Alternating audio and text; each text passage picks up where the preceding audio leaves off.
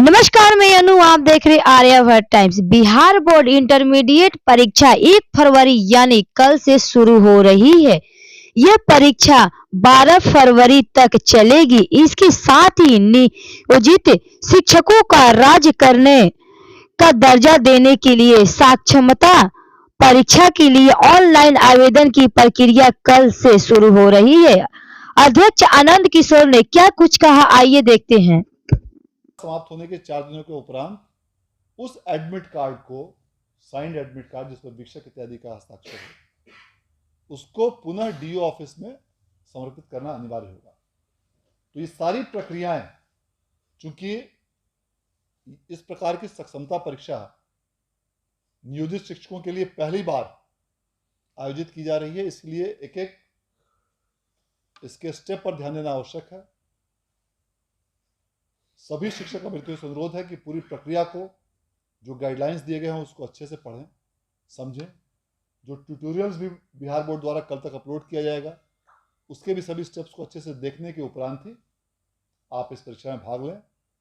मैं आप सभी ऐसे शिक्षक अभ्यर्थियों के उन्नत भविष्य की कामना करता हूं और यह उम्मीद करता हूं कि इस परीक्षा में आपको सफलता हासिल होगी। धन्यवाद। 25 विद्यार्थी की संख्या में एक वीक्षक की प्रतिनियुक्ति की गई है और उसी अनुपात में उनकी तलाशी और अन्य सभी कार्रवाई करने का भी निर्देश निर्गत किया गया है।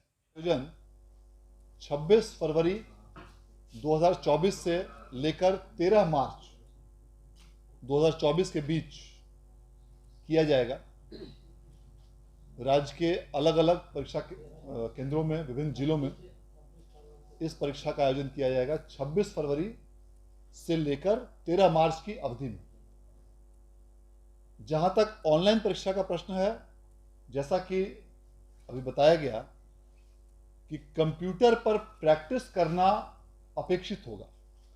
इसके लिए शिक्षा विभाग ने विज्ञप्ति पत्र इत्यादि के माध्यम से कई केंद्रों की व्यवस्था की है और वहां पर संध्या अवधि में समय भी निर्धारित किया है, जहां पर शिक्षक अभ्यर्थी जाकर प्रैक्टिस कर सकते हैं, जिसमें कि पीटीसी है, प्राथमिक शिक्षण प्रशिक्षण संस्थान, उनमें व्यवस्था की गई है। डायट, जिला शिक्षा एवं प्रशिक्षण संस्थान, शिक्षक प्रशिक्षण महाविद्यालय, जो भी इस तरह के आईसीटी लैब जो भी उनको नज़दीक में हो, वहां पर जाकर संध्या 5 बजे के बाद या टीचर्स ट्रेनिंग इंस्टीट्यूट्स वगैरह में 7:30 से 9:30 के बीच में प्रैक्टिस कर सकते हैं। यह बहुत ही आवश्यक है ताकि आपको किसी भी प्रकार की ऑनलाइन परीक्षा में कठिनाई नहीं हो। और जो ये नेगेटिव मार्किंग नहीं है इसमें, तो इससे राज्य के 1523 परीक्षा केंद्रों में प्रारंभ होगी, जिसमें कुल 13,04,000 विद्यार्थी इस परीक्षा में सम्मिलित हो रहे हैं। पटना जिले में कुल 78 परीक्षा केंद्र बनाए गए हैं, जिसमें 77,012 विद्यार्थी इस परीक्षा में सम्मिलित हो रहे हैं। इस परीक्षा में सभी प्रकार की व्यवस्थाएं सभी जिला के जिला पदाधिकारियों द्वारा, पुलिस अधीक्षकों द्वारा, जिला शिक्षा पदाधिकारियों और अन्य सभी पदाधिकारियों और केंद्राधीक्षकों द्वारा पूर्ण की गई हैं और इस परीक्षा को पूरी तरह कदाचार रहित, स्वच्छ और निष्पक्ष माहौल में आयोजित कराने के लिए सभी पदाधिकारी और कर्मी कृत संकल्पित हैं।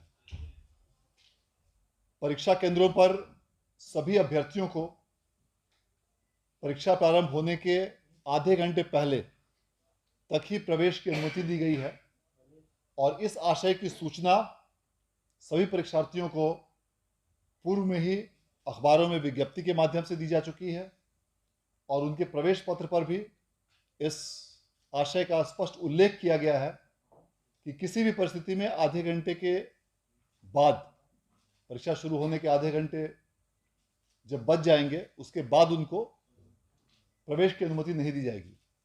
अतः सभी परीक्षार्थियों से मैं अनुरोध करना चाहूँगा कि वे सही समय पर परीक्षा केंद्रों पर पहुँचे। अमूमन ऐसा देखा गया है कि परीक्षा के पहले दिन ट्रैफिक व्यवस्था या अत्यधिक भीड़ होने के कारण या अन्य कई कारणों से कई बार शहरों में जाम की स्थिति उत्पन्न होती है, जिस कारण से कभी कभी परीक्षार्थियों को समय पर पहुंचने में कठिनाई होती है। इसीलिए यह अपेक्षा की जाती है कि आप पर्याप्त समय लेकर परीक्षा केंद्रों पर पहुंचें, ताकि किसी भी परिस्थिति में आपकी परीक्षा न छूटे। प्रथम पाली की परीक्षा जो 9:30 बजे प्रारंभ होगी, उसके लिए 9 बजे के पूर्व परीक्षा केंद्रों पर पहुंचना अनिवार्य है। और द्वितीय पाली की परीक्षा जो 2 बजे प्रारंभ होने वाली है, उसके लिए 1:30 बजे अपराह्न के पूर्व परीक्षा केंद्रों पर पहुंचना अनिवार्य होगा। सभी परीक्षा केंद्रों पर 200 मीटर की परिधि में धारा 144 प्रख्यापित की गई है, जिसके अंदर किसी भी अनऑथराइज्ड व्यक्ति अर्थात अनधिकृत व्यक्ति का प्रवेश पूरी तरह वर्जित रहेगा।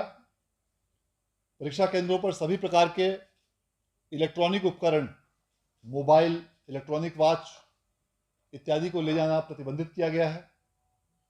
और यदि किसी भी व्यक्ति के पास यह पाया जाता है तो उसे जब्त कर प्राथमिकी दर्ज करने की कार्रवाई की जाएगी। तो सब्जेक्ट, अपना विषय, उसको भरने की आवश्यकता होगी और तत्पश्चात उनकी पोस्टिंग के लिए 3 जिलों का विकल्प समिति द्वारा मांगा जा रहा है और वह 3 जिलों का विकल्प उनको अपने इस आवेदन फॉर्म में भरना अनिवार्य होगा। उसमें से मेधा सह आरक्षण के आधार पर उनको जिलों का आवंटन किया जाएगा और जिलों के आवंटन के पश्चात अगले चरण में उनको विद्यालयों का आवंटन निर्धारित प्रक्रिया के अनुसार उनको किया जाएगा। कुल मिलाकर इसमें 59 अलग अलग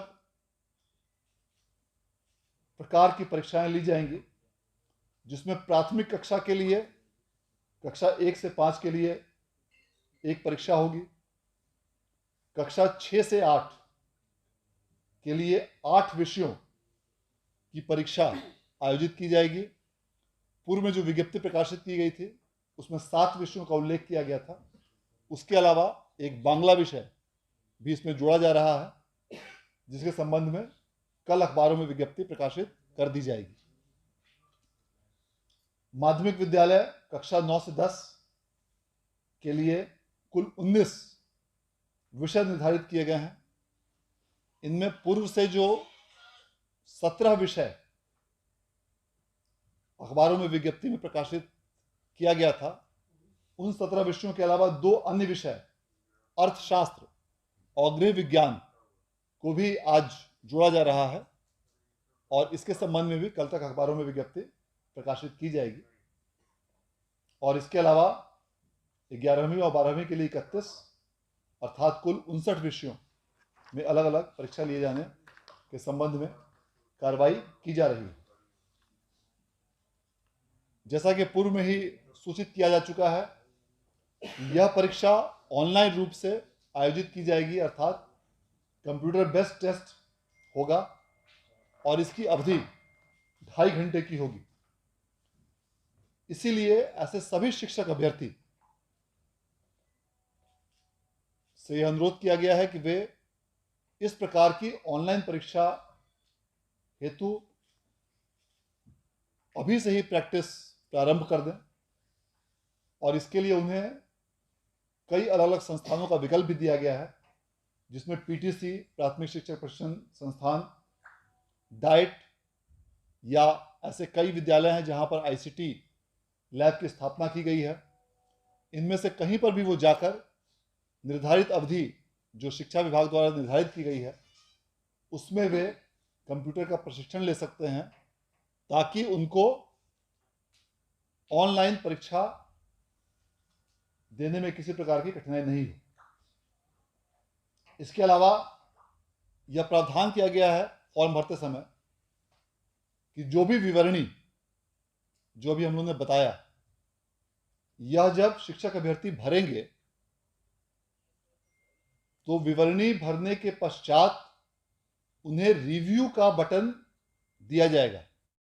बिहार राज्य के सभी स्थानीय निकायों में नियोजित शिक्षकों के लिए सक्षमता परीक्षा का आयोजन बिहार विद्यालय परीक्षा समिति द्वारा किया जा रहा है, जिसके लिए फॉर्म भरने की प्रक्रिया कल दिनांक 1 फरवरी से प्रारंभ होगी और 15 फरवरी तक चलेगी।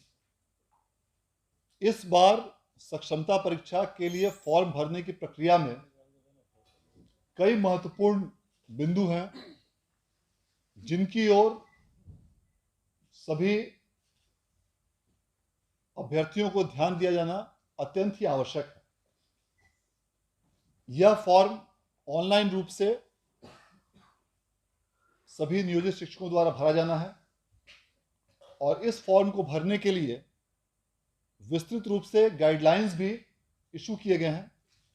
अखबारों में विज्ञप्ति के माध्यम से सूचना भी प्रकाशित की गई है। कुछ अल्प संशोधन है विषय में, उसे भी आज अखबार में विज्ञप्ति के माध्यम से प्रकाशित किया जाएगा। सभी नियोजित शिक्षकों से अनुरोध है कि उन सभी मार्गनिर्देशों को और गाइडलाइंस को अच्छे से पढ़ लें फॉर्म भरने के पहले और उसके पश्चात ही फॉर्म भरें। इसके लिए एक अलग से वीडियो ट्यूटोरियल भी तैयार करके कल तक समिति की वेबसाइट पर अपलोड किया जाएगा, जिसमें फॉर्म भरने की पूरी प्रक्रिया को स्टेप बाय स्टेप अर्थात क्रमवार रूप से बताया जाएगा, ताकि किसी भी अभ्यर्थी को फॉर्म भरने में किसी प्रकार की कठिनाई नहीं हो। जब नियोजित शिक्षक इस फॉर्म को भरने के लिए ऑनलाइन आवेदन करेंगे तो उन्हें सबसे पहले टाइप ऑफ टीचर इसको टिक करना पड़ेगा, जिसमें कि कुल मिलाकर 7 अलग अलग श्रेणी हैं। 1 से 5, 6 से 8, 9, 10, 11, 12, 6 से 8 कक्ष के लिए फिजिकल टीचर, 9 से 10 कक्षा के लिए फिजिकल टीचर और लाइब्रेरियन। इसके बाद उन्हें टाइप ऑफ नियोजन यूनिट अर्थात किस प्रकार की नियोजन इकाई है 6 इकाई में टिक करना होगा, जिसमें जिला परिषद, पंचायत समिति और पंचायत ग्रामीण स्तर के लिए और नगर स्तर के लिए नगर निगम, नगर परिषद या नगर पंचायत में से किसी एक को टिक करना होगा। उसके बाद कैटेगरी इत्यादि को भरने के पश्चात कैंडिडेट को अपनी शैक्षणिक योग्यता के संबंध में पूरी जानकारी इस विषय में उनको भरनी होगी। शैक्षणिक योग्यता के पश्चात जो ट्रेनिंग क्वालिफिकेशन है जिस मामलों में लागू होगा, डीएलएड अथवा इक्विवेलेंट, बीएड अथवा इक्विवेलेंट या कोई अन्य, उस ट्रेनिंग क्वालिफिकेशन को भी उनके द्वारा भरा जाना होगा। और पूर्व में जिस किसी भी प्रकार की टीचर्स एलिजिबिलिटी टेस्ट को विद्यार्थियों को ऐसे नियोजित शिक्षकों ने जिसमें वो अपीयर हुए हैं, जिसमें उन्होंने उत्तीर्णता हासिल की है, उन सबों की विवरणी भी उन्हें लिखनी होगी और उसका जो भी परिणाम रहा हो, क्वालिफाइड रहे हैं या नॉट क्वालिफाइड रहे हैं, उसकी भी विवरणी उनको देना अनिवार्य होगा।